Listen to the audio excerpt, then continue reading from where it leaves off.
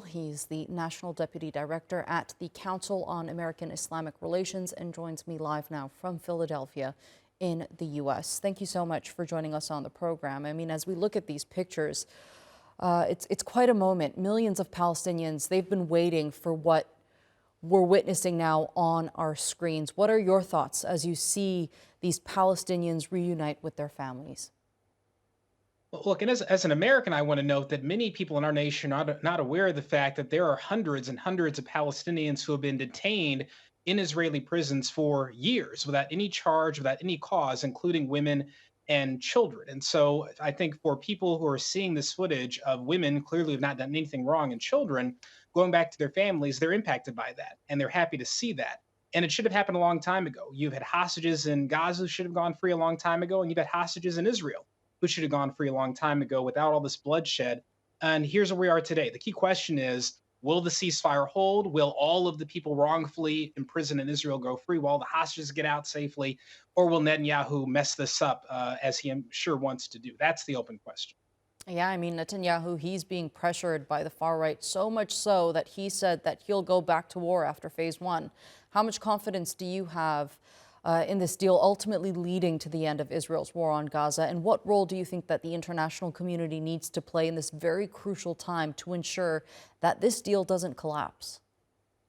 Netanyahu has made it very clear. He's screaming it to anyone who will listen. He does not want to stop this genocide. He wants to keep it going because it keeps him in power. It's truly just about his own political power and his ideological hatred of Palestinians. But the problem he's going to run up against is, ironically, President Trump. President Trump has been one of the most, I would say, pro Israel presidents ever during his first term, but he's made it very clear he doesn't want a bunch of wars breaking out all around the world. And he wants to pursue this grand peace deal between Israel and Saudi Arabia and other countries. That's not going to happen if the genocide in Gaza starts again. And so I think President Trump has surprised some people by pushing to get this deal done.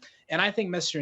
Netanyahu is going to be surprised to see that Mr. Trump may not let him restart this war just because he wants to. I think that there's going to be intense pressure on Netanyahu from the United States to keep the ceasefire in place, to find a long-term resolution, and then to move towards some sort of grand deal. Now, whether or not that will happen, I don't know. But I think Netanyahu is not going to have a blank slate the way that he did with Biden.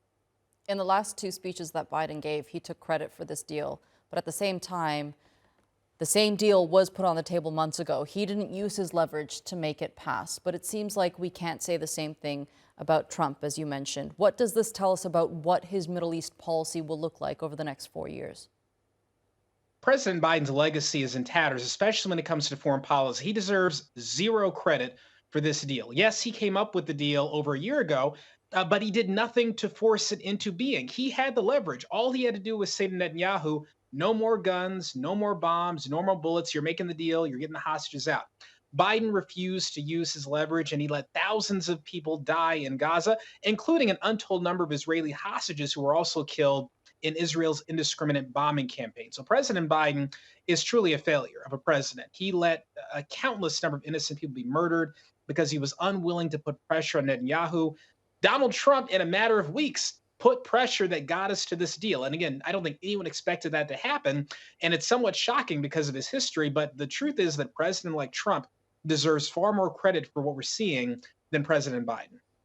All right. Ahmed Mitchell, thank you so much for being with me here on TR2 World and sharing that analysis. I appreciate it.